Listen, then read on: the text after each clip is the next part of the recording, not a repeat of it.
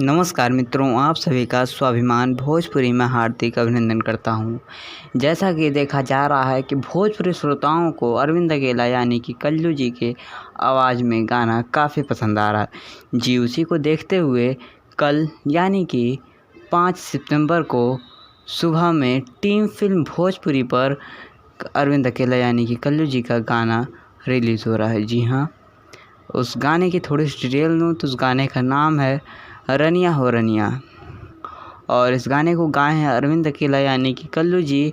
और इस गाने को जो लिखे हैं उनका नाम है विष्णु विशेषी, और इस गाने को जो म्यूज़िक दिए हैं उनका नाम है आर्या शर्मा जी, और इस गाने के डायरेक्टर हैं पंकज सोनी जी। आशा करता हूँ कि ये गाना आप सभी को बहुत ज़्यादा पसंद आएगा, और ये गाना काफ़ी ही अच्छा है और इसकी वीडियो भी साथ ही आप लोग को बहुत ज़्यादा पसंद आएगी। और आप लोग जल्द ही देखिए, और आप लोग इस वीडियो को, इस गाना को पूरा सुनिएगा।